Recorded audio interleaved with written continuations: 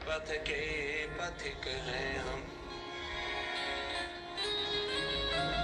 व्याधियां तन की मिटी और त्राण सीमाएं कटी, मन की निराशाएं मिटी, सम मार्ग अपना जो चुके। सारी व्याधियां तो समाप्त हो जाती, इससे परे है एक और बड़ी समस्या, मन के विकार, इंद्रियों के आकर्षण, पग पग पर आते हैं पड़ो पर। जितने विकारी पाश हैं, भय मरण व्याधि त्रास हैं।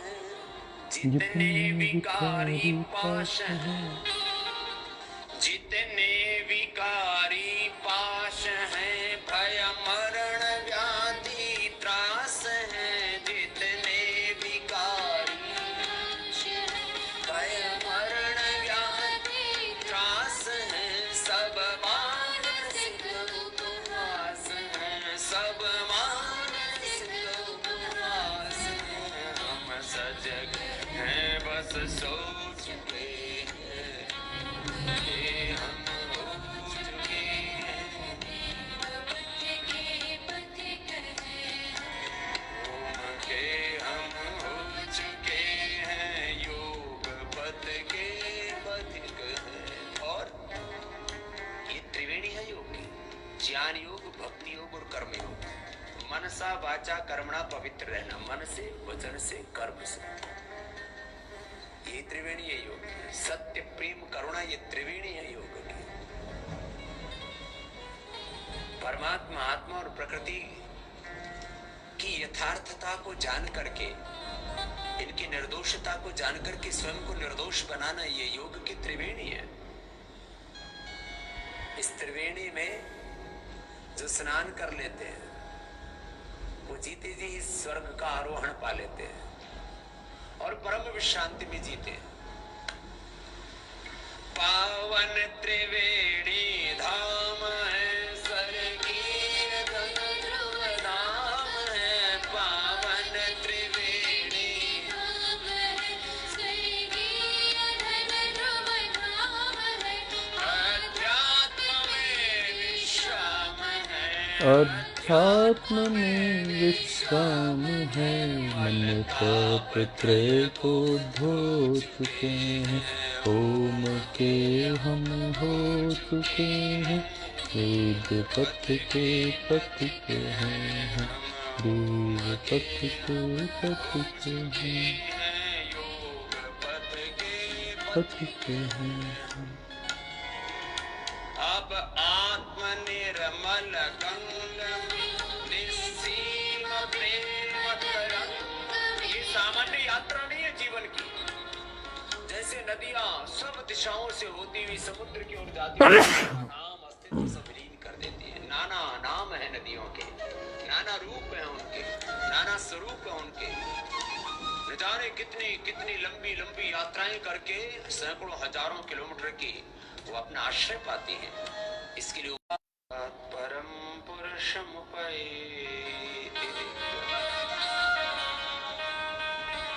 ऐसे हम उस पर ब्रह्म परमेश्वर में परम आश्रय प्राप्त करें। ऐसा ही होगा, बस करते जाओ कपालभाति, और अंतर में एक तड़प, एक विरह, एक लगन, शरणागति भगवान की। प्रभु बस आपकी शरण, अब उद्धार करो, अब स्वीकार करो, अब तो कृपा करो, अनुग्रह करो।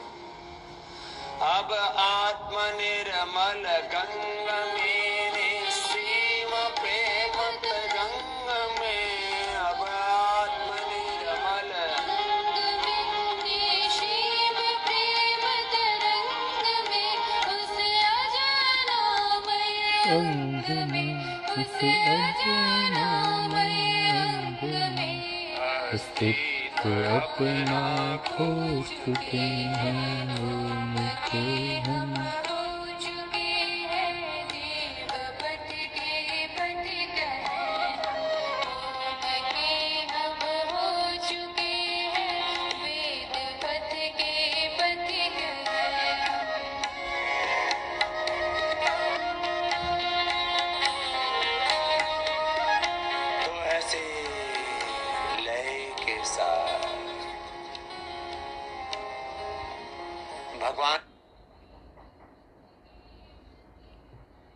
ॐ सहना भवतु सहनो भुनक्तु सह वीर्यं करवावहै तेजस्विनावधीतमस्तु मा विद्विषावहै। आइए हम भी उस परम पिता परमात्मा में अपने अस्तित्व को खोएं। मन के पार है योग। मन में तो वृत्तियां हैं।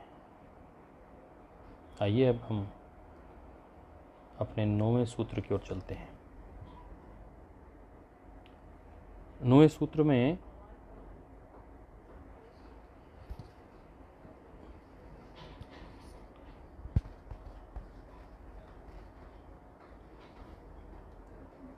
आज हम 2 वृत्तियों के विषय में चर्चा करेंगे और वह 2 वृत्तियां बहुत स्पष्ट हैं, जो आप लोग उनसे निरंतर परिचय भी रखते हैं।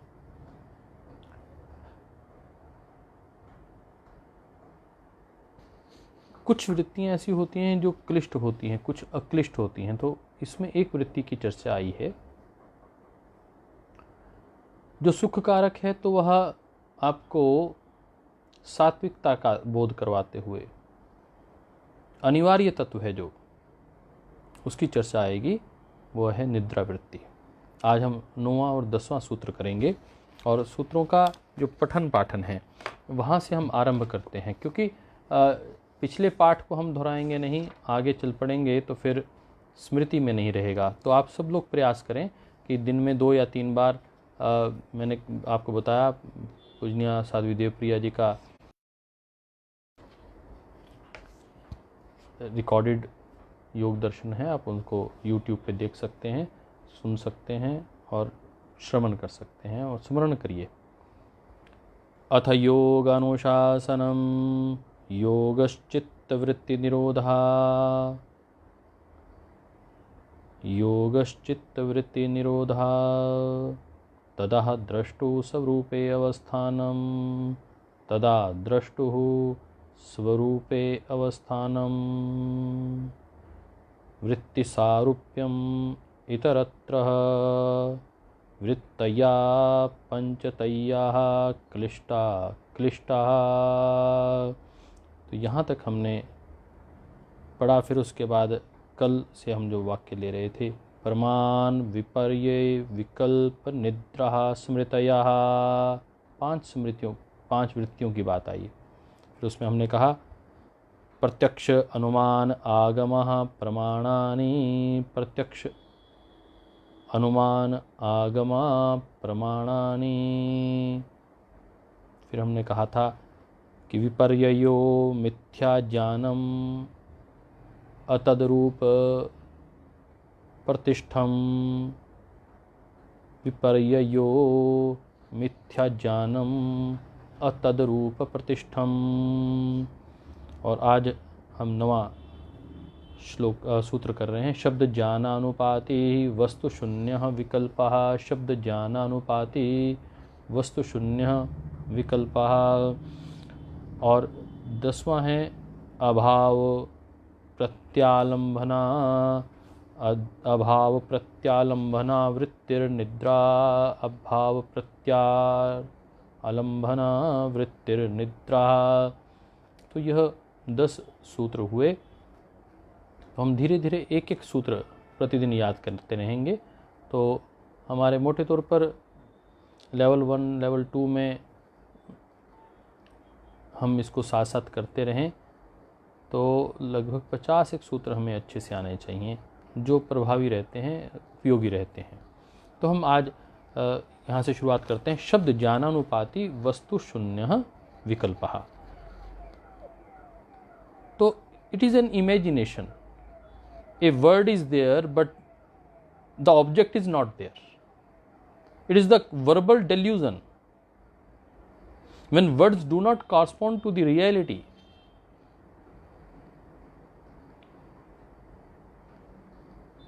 the verbal delusion arises. Non-existence of reality is there.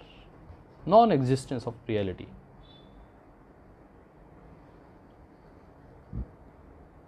When words do not correspond to reality, verbal delusion arises. This is called विकल्पः। ये विकल्प है।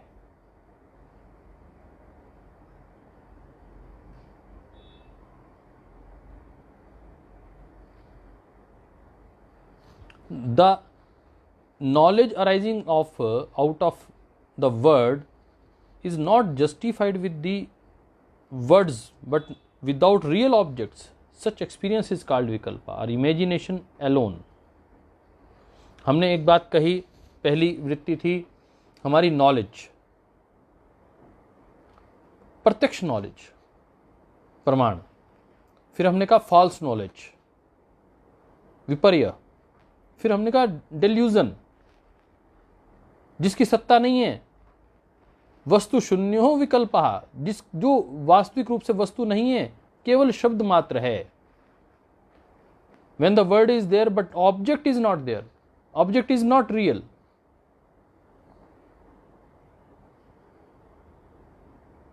हमने कहा, किसी ने कहा भूत होते हैं, तो वह शब्द तो है परंतु वह उस रियलिटी के साथ कॉरस्पॉन्ड नहीं करता। उसका आकार, उसका विकार, उसका फ्रेम वो स्पष्ट नहीं होता। तो verbal delusion is possible when words and reality are not one. Every object or thought corresponds to a word. Her word और हर थॉट का कोई ना कोई संज्ञा होती है। फॉर एग्जाम्पल पोटैटो, कल मैंने आपको एक उदाहरण दिया था आलू। अब आलू कहते ही आपके मन में एक विचार, एक आकृति बनती है। It can be matched with the corresponding object. फिर जो आसपास पड़ा हुआ आलू है, आप उसके साथ उसको तुलना करके देखते हैं कि हाँ यही आलू है। जब तक कोरिलेशन नहीं होगी वर्ड और ऑब्जेक्ट की, तब तक उसे डेल्यूजन ही माना जाएगा। जब तक वर्ड, रस्सी को आप रस्सी कह रहे हैं तो ट्रू नॉलेज है, प्रमाण है, प्रत्यक्ष है वो। आप सांप को सांप कह रहे हैं, ट्रू नॉलेज है। परंतु आप सांप को रस्सी कह रहे हैं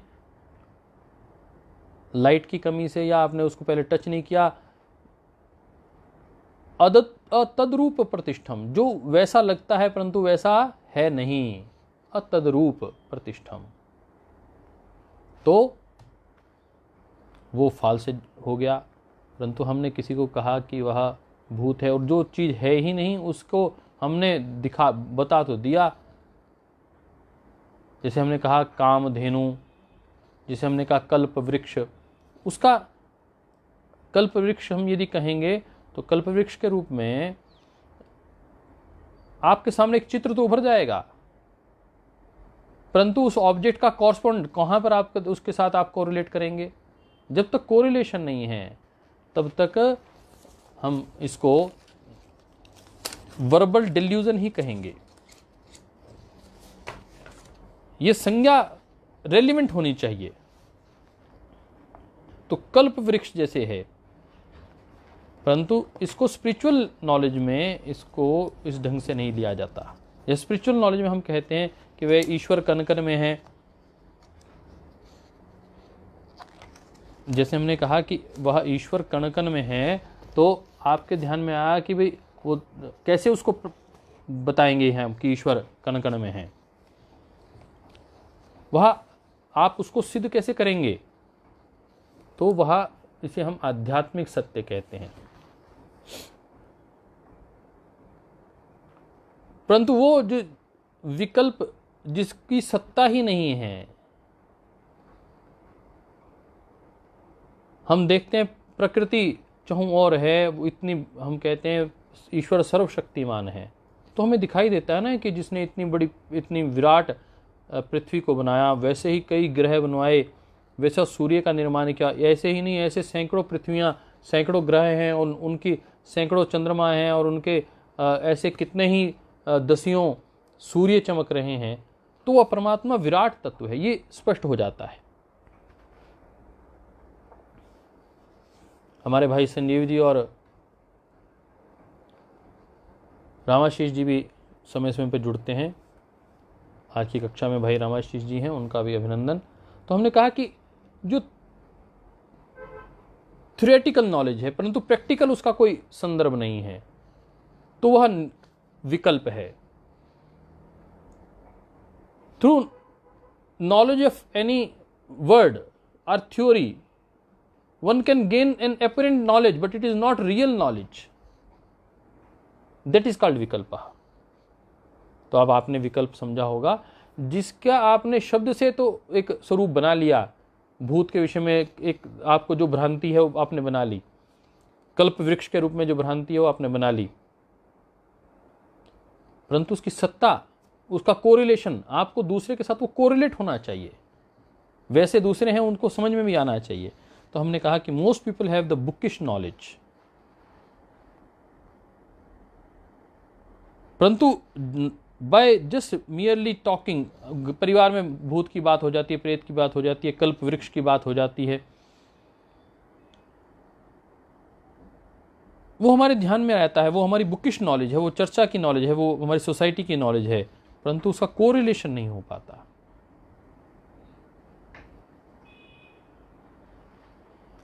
तो हमने कहा कि वर्ल्ड और जो वर्ड है WORD वर्ड एंड WORLD जो वर्ल्ड है वो आपस में कोरिलेट करते हैं। जैसा आप शब्द होते हैं, बोलते हैं, उसका कोई ना कोई अर्थ या ऑब्जेक्ट होता है, तभी वो संसार चलता है। संज्ञा के अनुसार ही सरकार संसार चलता है। परंतु जो ध्यान होता है, उस ध्यान में इट इज नॉट परसेप्शन और कंसेप्शन, इट इज रियलाइजेशन। हम कुछ सुनकर बोल देते हैं, उसका कोई अस्तित्व नहीं होता, वो विकल्प हो सकता है, परंतु जब हम ध्यान में होते हैं उसे हम रियलाइजेशन कहते हैं। तो हमने कहा कि एक परसेप्शन होती है, एक नॉलेज होती है, और एक रियलाइजेशन होती है। Perception, knowledge and realization. तो आपने परसीव नहीं किया है, आपने रियलाइज किया है मेडिटेशन में, इसलिए जो आप वहाँ कहते हैं। इसलिए कहा गया आप प्रैक्टिस का एक तोला और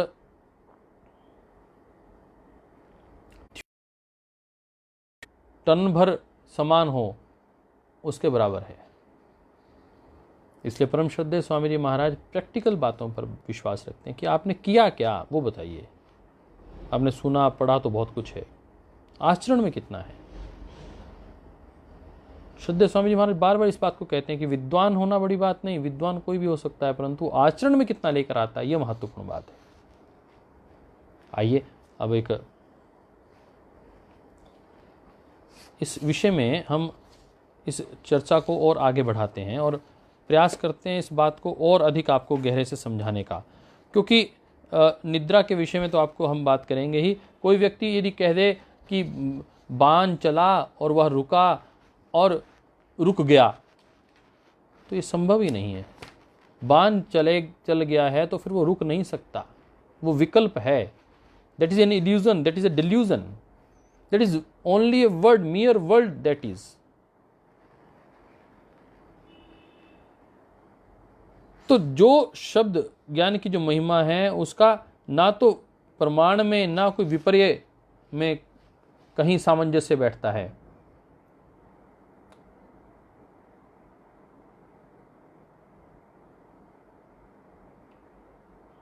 परसीव करना तो आप आइज के माध्यम से परसीव कर सकते हैं, मन के माध्यम से परसीव कर सकते हैं, परंतु मेडिटेशन जो है दैट इज रियलाइजेशन।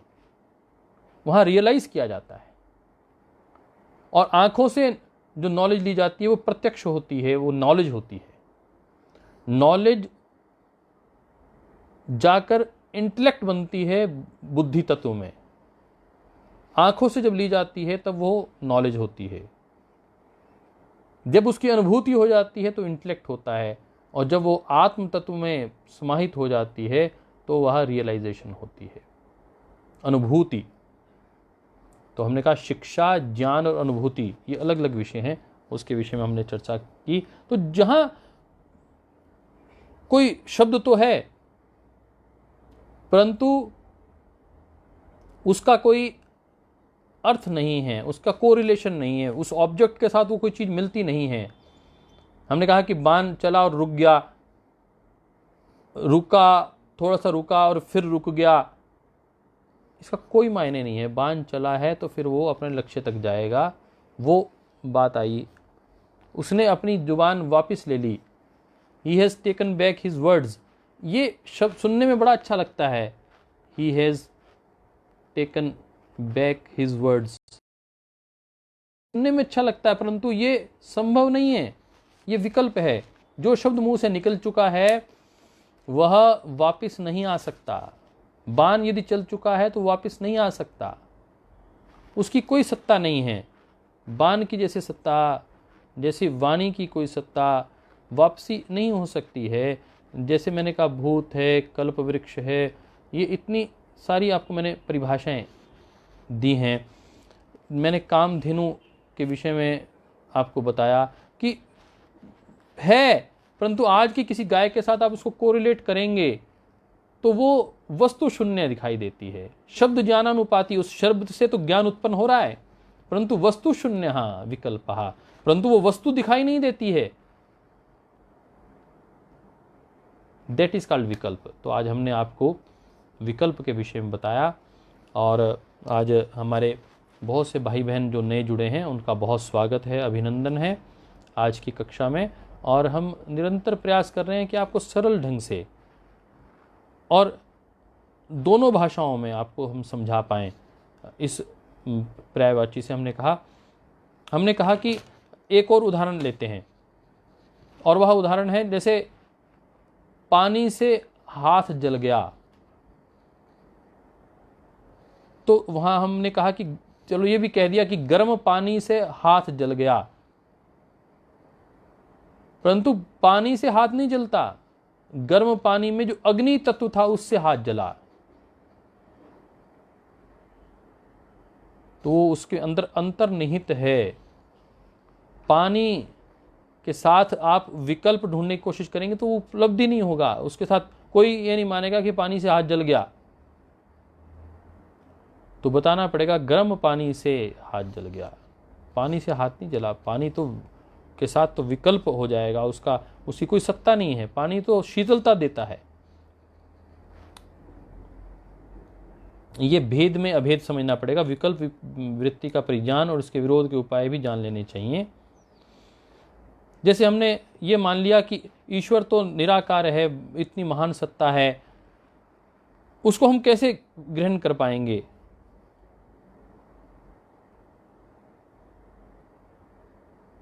इसलिए हम उसके आनंद को तो प्राप्त कर सकते हैं, उसके आशीष को तो प्राप्त कर सकते हैं, उसके ज्ञान को तो प्राप्त कर सकते हैं, परंतु ईश्वर को प्राप्त नहीं कर सकते।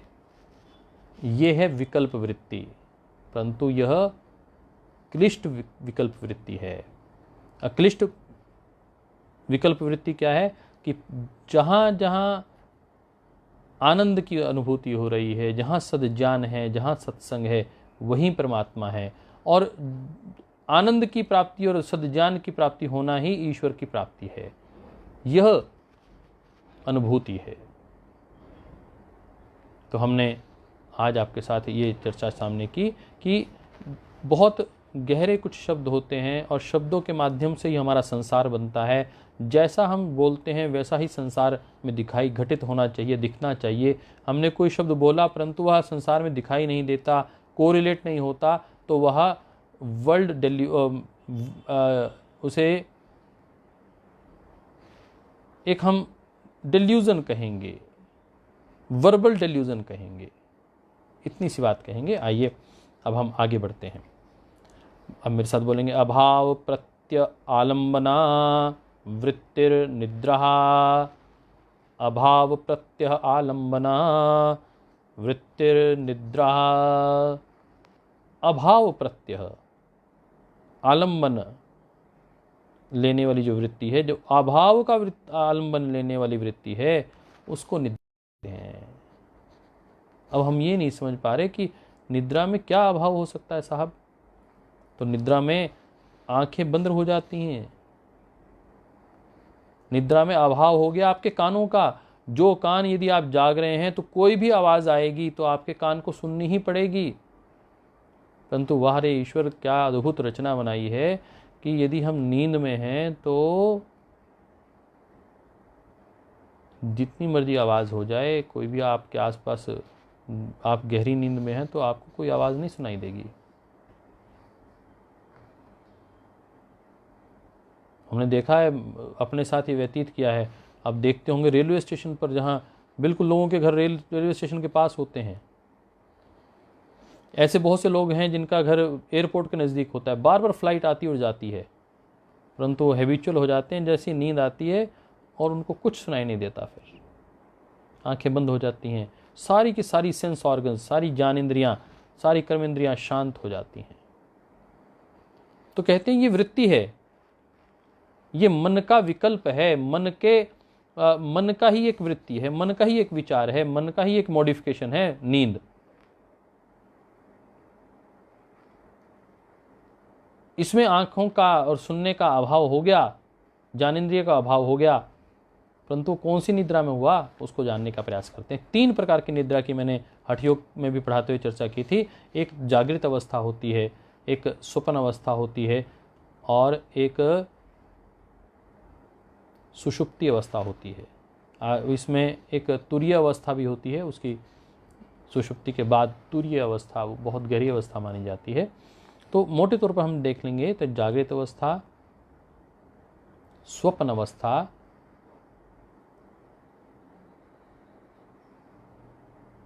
ये, और सुषुप्ति अवस्था। तो जागृत, स्वप्न और सुषुप्ति, इसमें एक सबसे बड़ी अवस्था होती है, वह है तुरीय। तो आज हम 3 की चर्चा आपके सामने करने वाले हैं।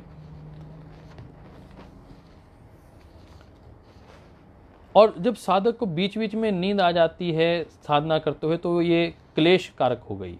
आप पढ़ाई कर रहे हैं परंतु आपको नींद आ रही है, तो ये निद्रा आपके लिए बाधक तत्व हो गया। परंतु यदि नींद ना आए साहब, इसलिए नींद अत्यंत अनिवार्य है। महर्षि चरक ने कहा है, आहार निद्रा ब्रह्मचर्य त्रयो उपस्तंभ। जीवन के 3 बड़े उपस्तंभ हैं, आहार, निद्रा और ब्रह्मचर्य।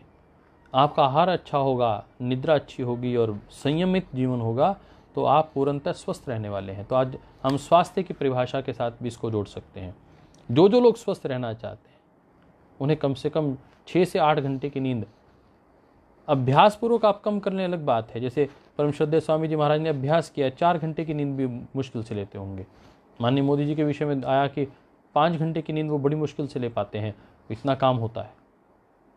सारा दिन काम में लगे रहना, नींद पर विजय प्राप्त करना। एक जगह तो हमने पढ़ा कि समाधि तब लगती है जब आपने 24 घंटे की नींद पर विजय प्राप्त कर लिया हो। परंतु जब हम पुस्तकें पढ़ रहे थे तो ये बात सामने आई कि ऐसा कहीं नहीं लिखा है कि आप अपनी निद्रा को रोक कर आगे बढ़ें, क्योंकि नींद यदि ठीक नहीं होगी तो शरीर में निर्बलता आ जाएगी। आप मानसिक परिश्रम करेंगे तो आपको नींद ज़्यादा आएगी। जिनको बहुत तनाव रहता है उनको नींद नहीं आती है, बहुत चिंता रहती है उनको नींद नहीं आती है। परंतु जो लोग बहुत कम काम करते हैं, शारीरिक रूप से काम कम करते हैं, बहुत से लोग मुझे कहते हैं जी हमें नींद नहीं आती।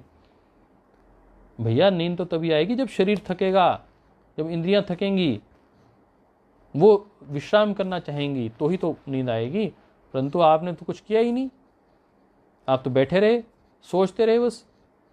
आप कोई अध्ययन अध्यापन करने लग जाइए, कोई विषय को याद करने लग जाइए, आपको नींद आएगी। आप योग सूत्रों को याद करिए, जितना ब्रेन ज़्यादा काम करेगा, शरीर ज़्यादा काम करेगा, नींद आएगी। तो हम ये बात कर रहे थे आपके साथ कि निद्रा वृत्ति का स्वरूप क्या है। और जागने पर निद्रा संबंधी स्मृति जो रहती है, यदि नींद की स्मृति ना रहे तो फिर ये वृत्ति नहीं हो सकती। आप उठकर कहते हैं कि मुझे आज बहुत अच्छी नींद आई, आज तो मेरा मूड ठीक नहीं है, आज नींद ठीक नहीं आई, आज तो मैं सारी रात जागता रहा, आज मुझे सपने में ये दिखाई दिया, आज मुझे सपने में ये दिखाई दिया। अर्थात कहीं ना कहीं वो मैं तत्व अभी भी जागृत है। यही वृत्ति है। जिस दिन वह मैं तत्व भी समाप्त हो जाएगा, फिर ये साधना हो जाएगी। तो ये बहुत महत्वपूर्ण विषय आज हम चर्चा कर रहे हैं, वो है नींद के विषय में।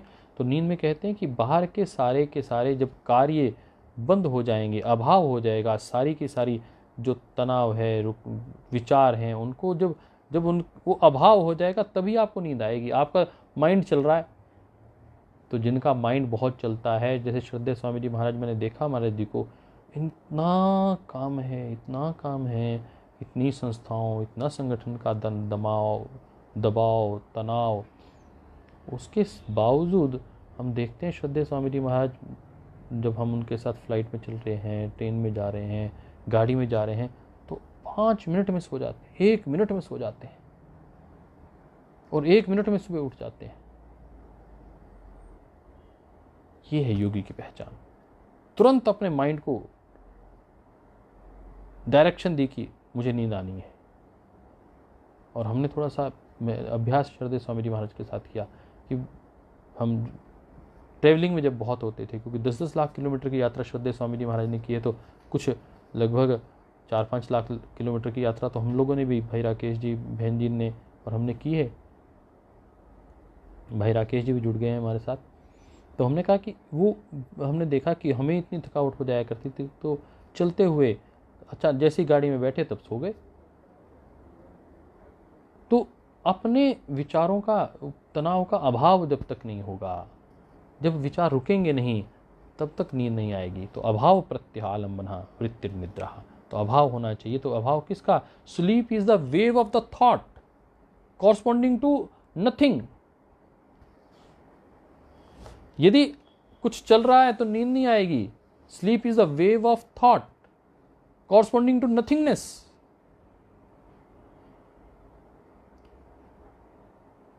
तो हम कह रहे हैं कि non existence, experience of wakeful and dream, being sport aware of the thought is called sleep. Non-existence experience of wakeful, जब आप ना जागृत अवस्था की आपको जानकारी रहे, ना स्वप्न अवस्था की जानकारी रहे, उस स्थिति को निद्रा कहते हैं। तो आपने को इस बात का ध्यान रखना है कि नींद के 3 प्रकार हैं। एक तो जागृत अवस्था जब आप जाग रहे हैं, एक स्वप्न अवस्था जब आप स्वप्न ले रहे हैं, और तीसरी एक अवस्था है जब आपको नींद वास्तविक आती है, जब स्वप्न से इतर जो नींद है उसे आप निद्रा अवस्था कहेंगे। तो आप यदि सुबह उठकर आपको आनंद की स्थिति लगती है, जो लोग दंड बैठक लगाते हैं, योगासन करते हैं, सूर्य नमस्कार करते हैं, उनको ये आनंद की अनुभूति होती है। और फिर ऐसी अनुभूति उन्हें मेडिटेशन में, योग निद्रा में लेने का भाव आता है कि प्रतिदिन कैसे अपने को योग निद्रा के माध्यम से भी हम उस अनुभूति को, देखिए नींद में तो आपको प्रकाश नहीं दिखाई देगा, अंधकार दिखाई देगा। नींद में आपको अज्ञानता की स्थिति रहेगी, कुछ आपको जानकारी नहीं होगी। परंतु हम जब योग निद्रा करेंगे साहब, तो हम अवेयरनेस के साथ करेंगे, तब हमें ज्ञान भी प्राप्त होगा, अनुभूति भी प्राप्त होगी, और वह परमात्म तत्व का इंट्यूशंस भी आएंगी। इसलिए योग निद्रा का महत्व है। तो इसलिए ध्यान रखिएगा कि निद्रा में अंधकार होता है, अज्ञान होता है, आनंद होता है। आप विश्रांति प्राप्त करके उस मां जगदम्बा की गोद में सोकर वापस लौटते हैं, इसमें कोई दो राय नहीं। परंतु यदि आपने उस विश्रांति के साथ साथ ज्ञान भी प्राप्त करना है, इंट्यूशन भी प्राप्त करनी है, अवेयरनेस भी प्राप्त करनी है, कहते हैं कि एक आधे घंटे की या 1 घंटे की जो योग निद्रा है वो 5 घंटे की नींद के बराबर होती है।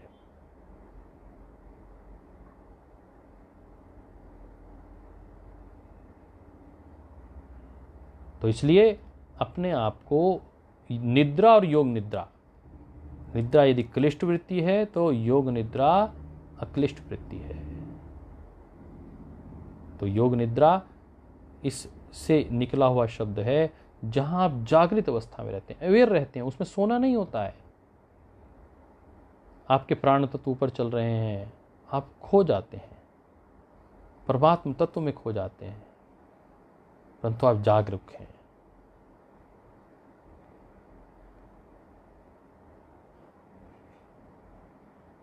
हम सजग हैं पर सो गए हैं। ये जो स्थिति है ये योग निद्रा की स्थिति है, जब आप सोते हुए भी उस परमपिता परमात्मा के साथ अटैच रहते हैं, ये जो स्थिति है। तो कहते हैं in deep meditation words disappear, with the disappearance of language there is a dissolution of the world. Word and world are correspondent correlated. हमने कहा कि जो विकल्प की जब हम बात कर रहे थे कि वर्ड और वर्ल्ड दोनों आपस में जुड़े हुए शब्द हैं।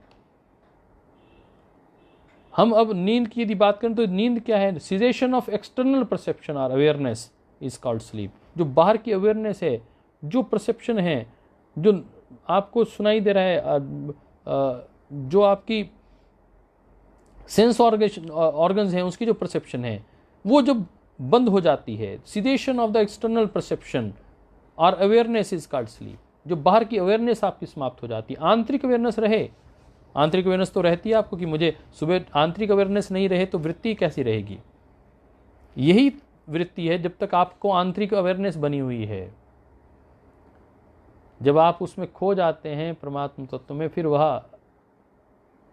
अवेयरनेस भी समाप्त हो जाती है। तो कह रहे हैं कि एक्सटर्नल परसेप्शन और awareness when ceased, that is called sleep. In deep sleep, although there is no knowledge of any object, still one has the experience that it was a deep sleep.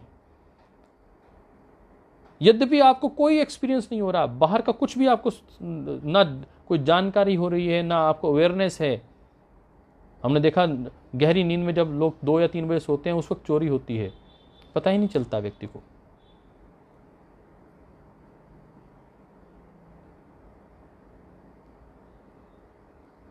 उस वक्त भी आपके मन में ये ध्यान में आ रहा है कि मुझे नींद अच्छी आई, सुबह उठकर आपको सब, उस वक्त जब को आपको कुछ पता ही नहीं था, तो आप कैसे कह सकते हैं कि नींद अच्छी आई?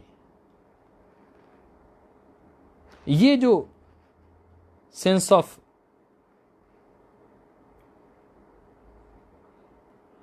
एक्सपीरियंस है, यह इसमें दिखाई दे रहा है। तो हमने कहा फोर्थ वृत्ति में इसमें बात है, is discussed very nicely by sage Patanjali.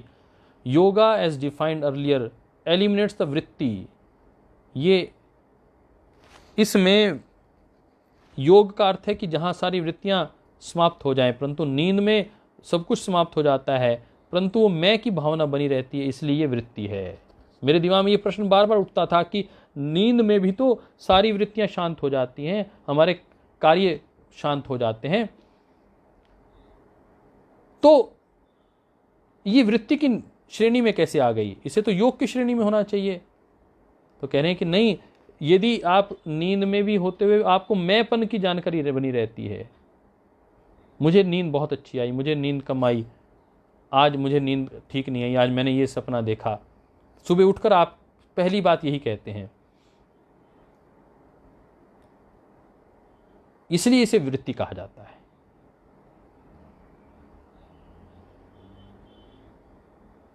तो ये आरंभ भी है और शुरुआत भी है। It is a means as well as an end. तो ये चित्त के, तो इसे लोग बार बार कहते हैं कि फिर ये वृत्ति कैसी है और निद्रा किस में आनी चाहिए, ये योग में आनी चाहिए या वृत्ति में आनी चाहिए? क्योंकि इसमें मैंपन बना रहता है, इसलिए वृत्ति है, नहीं तो यह योग की ही स्थिति है। Many people have the idea that sleep is a state of no thought. इसमें कोई विचार नहीं होता, but in this sutra says Patanjali explains that sleep is also a vritti, a thought wave. That what type of thought is it? To understand nidra better, one should be familiar with the 3 states of experience that one enjoys daily in regular life, that is wakeful, dreaming and deep sleep. Wakeful मायने जागृत अवस्था, dreaming मायने स्वप्न अवस्था, and deep sleep मायने सुषुप्ति अवस्था या निद्रा अवस्था। जागृत अवस्था में क्या होता है? In this state there is a dominance of rajasic tattva. तो नींद क्या है? वो तमोगुण प्रधान होती है, परंतु जागृत अवस्था में रज तत्व प्रधान होता है और हम जागते हुए रहते हैं। तो हमारे जो 3 शरीर होते हैं, एक पंच भौतिक शरीर, एक सूक्ष्म शरीर और एक कारण शरीर, तीनों ही जागृत अवस्था में एक्टिव रहते हैं। Man is stressed and stained in this condition. जागृत अवस्था में स्ट्रेस भी रहेगा, स्ट्रेन भी रहेगा, एक्सप्रेशन ऑफ माइंड भी रहेगा, थॉट्स भी रहेंगे। आप किसी को पसंद कर रहे हैं, आपको राग भी कर रहे हैं, द्वेष भी कर रहे हैं, ईर्ष्या भी कर रहे हैं, ये भाव आपके अंदर प्रकट होता रहेगा।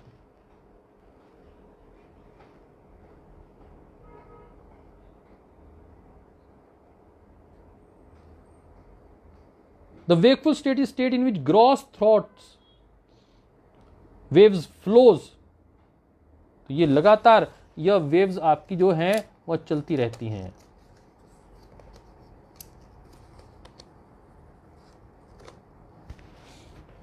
तो हमने कहा कि 3 प्रकार के शरीर होते हैं। जागृत अवस्था में रज की प्रधानता होती है, आप क्रिया अवस्था में रहते हैं, और नींद क्योंकि स्थिति की अवस्था है, ठहरने की अवस्था है, तो इसे तमोगुण प्रधान कहते हैं। In this state there is a dominance of tamasic quality and subtle thought waves, that is called swapna avastha. तो इसमें जो सूक्ष्म शरीर है वो जागृत अवस्था में रहता है। तो आप लिख लीजिए, जागृत अवस्था में पंचभौतिक शरीर, सूक्ष्म शरीर और कारण शरीर तीनों ही एक्टिवेट रहते हैं, परंतु स्वप्न अवस्था में आपका जो सूक्ष्म शरीर है वह एक्टिवेट रहता है और स्वप्न आते हैं, और जो सुषुप्ति अवस्था है, जो डीप स्लीप की अवस्था है, उसमें कारण शरीर भी वह भी शांत हो जाता है। वो तामसिक क्वालिटी की वजह से तम भी वहां अवगुण ना होकर गुण हो जाता है।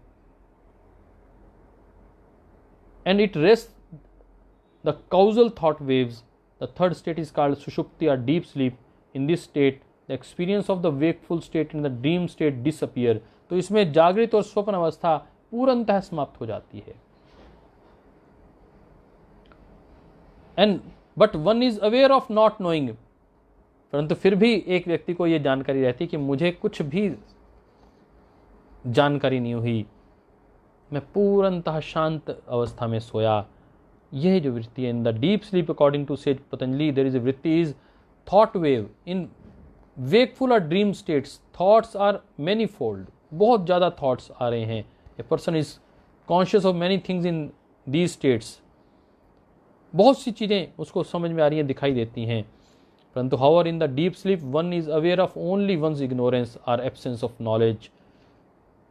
परंतु जब वह डीप स्टेट में होता है, सुषुप्ति अवस्था में होता है, उसे सारी की सारी जो नॉलेज है वो बंद हो जाती है। केवल इतनी रहती है कि मैं वहाँ था, मुझे आनंद की अनुभूति हुई, मुझे आनंद की अनुभूति हुई। यह जो मैं तत्व रह जाता है, I do not know anything, express knowledge of one's not knowing,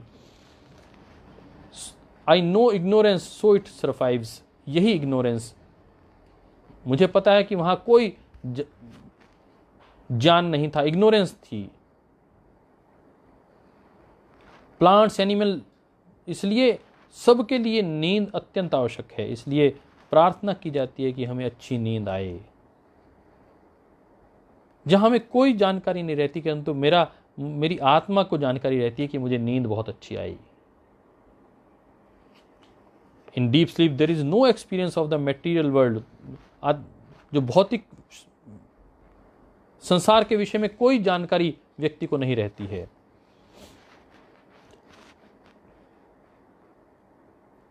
sleep is the teacher of yoga and meditation.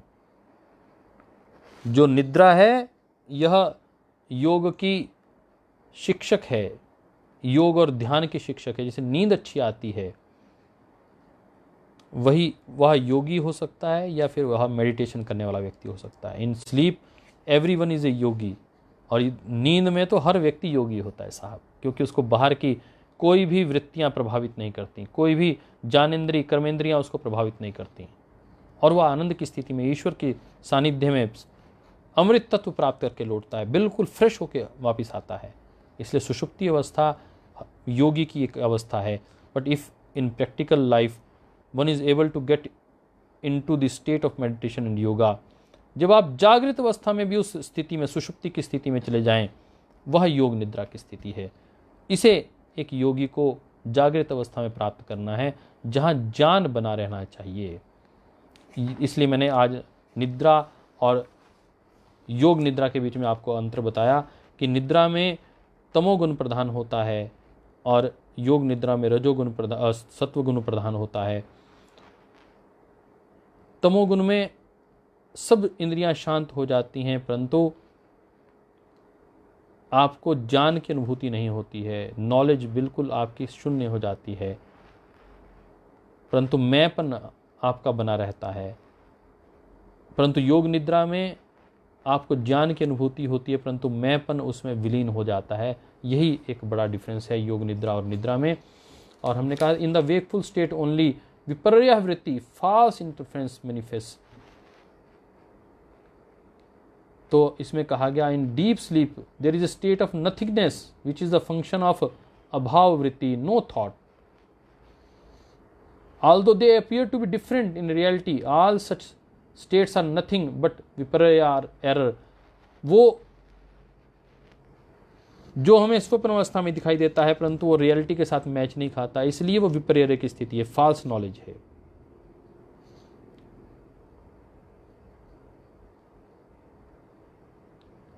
तो डीप स्टेट में क्या होता है, you reminds that the process of erasing restlessness brings calmness and rest. तो आपको ध्यान में आता है कि जीवन में से स्मृतियों को स्लेट, जैसे स्लेट पर चीज़ें लिखी जाती हैं और उसको बाद में साफ कर दिया जाता है, ऐसे करने से, स्मृतियों को साफ करने से आपको नींद आती है और परमानेंट साफ करने से आप समाधि की स्थिति में जाते हैं। यह मेन बात आपको समझने की है कि स्मृतियों को आप जब स्मृति को और वृत्ति को आप रोक देते हैं तो आपको नींद आती है। स्मृति और वृत्ति को जब परमानेंट आप रोक देते हैं तो समाधि की स्थिति बनती है, ईश्वर में समाहित होने की स्थिति बनती है। You can experience a deep sleep like state in complete awareness.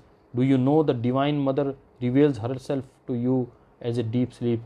Pray to her so that instead of deep sleep being a state of ignorance and darkness it will be a state of knowledge and illumination. तो आप ज्योतिर्लिंग बन सकते हैं जब जागृत अवस्था में उस प्रकाश तत्व का आप अनुभव करें, ज्ञान तत्व का अनुभव करें, तो वो योग निद्रा की स्थिति हो जाएगी। और यदि आपने वही नींद की अवस्था में आपको कोई ज्ञान प्राप्त नहीं हो रहा है और आप बिल्कुल अंधकार में स्थिति में हैं, तो वह निद्रा की स्थिति है, वह वृत्ति है। आइए हम जो वृत्ति है अंधकार में, अज्ञान में, उससे योग निद्रा की ज्ञान में और प्रकाश में स्थिति में जाने का प्रयास करते हैं।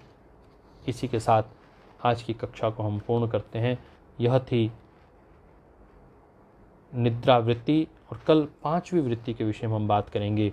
अनुभूत विषया संप्रमोषः स्मृति। हम स्मृति के विषय में बात करेंगे। जब हम स्मृति के विषय में बात करेंगे तो फिर बात आएगी कि जब स्मृतियाँ आपको सारी वृत्ति पता चल गई तो बात आएगी कि फिर योग में कैसे ठहरना है। ये वृत्तियाँ तो आ गई, ये हमें डिस्टर्ब कर रही हैं, पता चल गया, परंतु स्मृति जो सबसे महत्वपूर्ण है, जो इसकी वजह से नींद भी कई बार नहीं आती, बार बार जो चीज़ स्मृति में चलती रहती है उसकी वजह से नींद भी नहीं आती है। तो कल हम इस महत्वपूर्ण विषय पर बात करेंगे और कैसे अपने अभ्यास वैराग्याभ्याम तन्निरोधा, कैसे हम अपने लगातार अभ्यास करने से कैसे हम अपने वृत्तियों पर, स्मृतियों पर निरोध करते हैं और कैसे वैराग्य, अभ्यास और वैराग्य का प्रयोग करते हुए हम निरोध की स्थिति में चले जाते हैं और योग को सिद्ध कर पाते हैं। इसकी चर्चा हम कल करेंगे। आज के लिए इतना ही।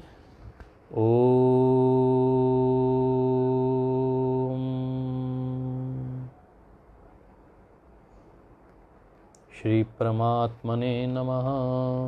श्री गुरुभ्यो नमः। सर्वेभ्यो नमः। सर्वेषामपि सुखिनो भवन्तु। सर्वे भवन्तु सुखिनः। सर्वे सन्तु निरामया। सर्वे भद्राणि पश्यन्तु मा कश्चित् दुःखभाग् भवेत्। ओम शांति शांति शांति। ओम।